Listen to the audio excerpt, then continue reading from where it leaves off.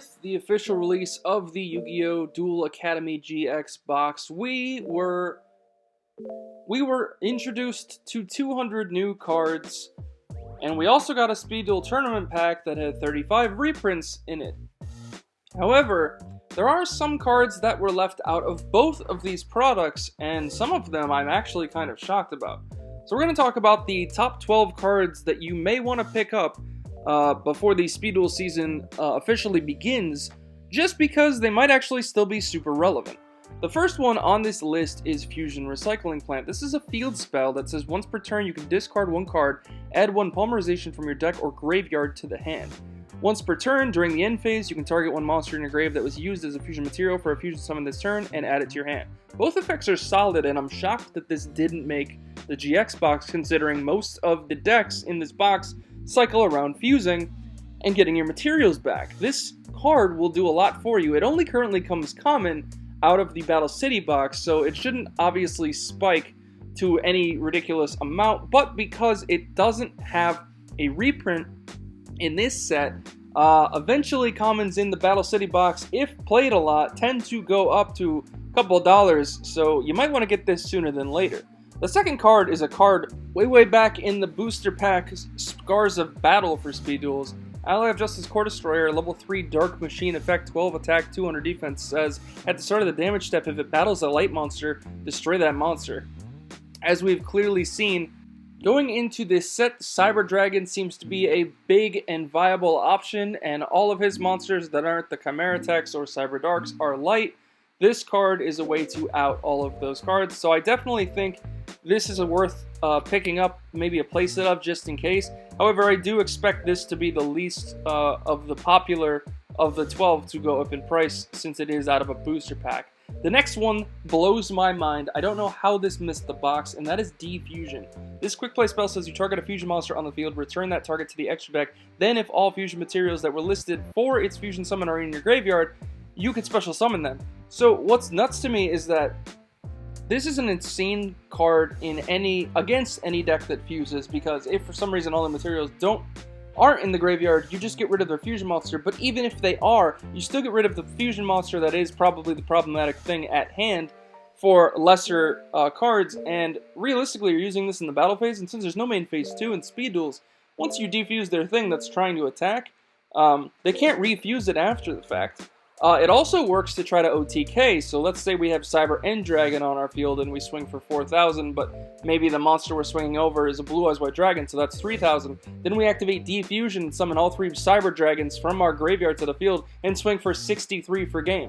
Like, this card has so much potential, especially in this format going forward. I don't see how it missed the box. I'm super shocked that it did, and that is also out of the Battle City box. That would definitely be a card I'd see go up to like a $3 or $4 common over time, if and when it sees a lot of its play.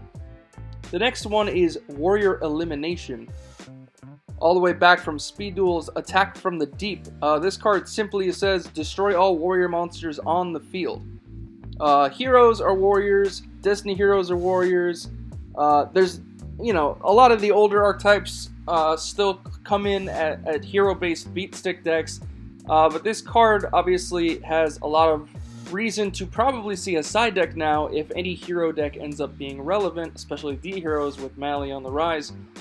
This is just a good board wipe against any warrior deck. You can also mill this off Diamond Dude if you potentially aren't playing a full warrior deck, so you don't end up destroying your board as well, but it also, is just good in the side deck in general. This will probably see a lot more play going forward. Again, the format is completely open. We have no idea what's going to be relevant as of yet. But I would keep in mind picking up maybe a couple of these just in case, just to have it in case this does end up being a powerhouse in the side deck.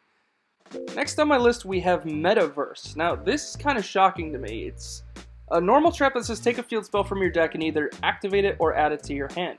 I don't know why you wouldn't put this in there. Yes, there's not infinite field spells, but there still are field spells in this GX box. Also, that Fusion Recycling Plant that I just talked about is also a field spell. Another reason you'd want to just play Metaverse and that in any Fusion deck.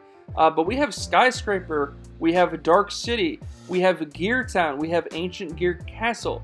We have a lot of options for field spells that we didn't have before, that makes this card a lot better than it already was. So I'm kind of shocked to see that Metaverse actually isn't in this box. It's just some of these options that they missed or oversaw. Like, I don't know how you oversee them. To me, it kind of seems kind of clunky to not especially put something like D-Fusion or Fusion Recycling Plant, Fusion-related cards in your box. But I digress. Another card is Foolish Burial. I'm kind of shocked to see this not in the box because while it does have both a common and a secret rare version in the Battle City box, it still holds a couple dollars as a common, and until this card goes to 1, you'll see this card in everything. Madly's been confirmed, guys. Foolish Burial is seeing all the play in the world. This card is not going away anytime soon. If you've seen my pre-dueled CYBERDARK deck, you play 3 of it in there for obvious many reasons. The card is nuts. It'll always be nuts. I don't know why that didn't get a reprint. I would pick this up before it does go up, and if you want a foil version, I'd definitely pick up the secret before that skyrockets in price. Next one on my list is Pre-Preparation of Rites. Now, while Pre-Preparation doesn't allow you to add Machine Angel Ritual, because Machine Angel Ritual lets you ritual summon any Cyber Angel, I'm still kind of shocked to see this not get a foil reprint, at least in the tournament pack. I do understand there's no other ritual archetypes coming in outside of like BLS that got a foil reprint in that thing that would make this card super relevant, obviously except for Relinquished, but I'm just kind of shocked to not see it. Pre-Prep is a card that even in the TCG, regular Yu-Gi-Oh! Always holds a couple dollar value, so being a common and only a common in Speed Duels, this card will retain value for a long time going forward. I would definitely pick this up sooner rather than later, but it is a card you can wait on compared to some of the options I've already suggested. Another card that you could wait on, but I would probably pick it up sooner than later, is Fire Formation Tenki. There's not a whole lot of Beast Warrior support in this GX box, however, CHIRON the Mage is one interesting option that we now do have as another way to get rid of back row, and that is a Beast Warrior. Aside from that, Tenki, again, is just the Rhoda for Beast Warriors. It has a common and a secret, similar to how Rhoda does, but Rhoda got reprints in this box. Tenki did not get a single reprint in this box. And like I said, even though there's not a whole lot of Beast Warriors currently, that doesn't mean there won't be down the line. Definitely something to look into. I would definitely pick up a playset sooner rather than later, just in case. And of course, once again, if you want to go for some foil versions, not against getting those either. Definitely worth probably your investment now rather than later. Another trap on the list is Widespread Ruin. Now, we have new cards like Wall of Disruption and other things that are spot removal, but I still am shocked we didn't have something like Sakuretsu Armor. We still, however, have Widespread Ruin that just gets rid of a monster that is attacking. It has to have the highest attack, but this card still doesn't target, and that's pretty relevant depending on what you're playing against. I still think this card is a solid card. I'm also shocked to see this didn't get a foil reprint in the tournament pack. Another card just like Pre-Preparation of Rites, I would just pick it up to have it. It definitely has more playability than Pre-Prep, but it doesn't have any other version other than the common from the Battle City box, so I would definitely grab these just to have. It's always good to have your spot removal staples. Allure of Darkness.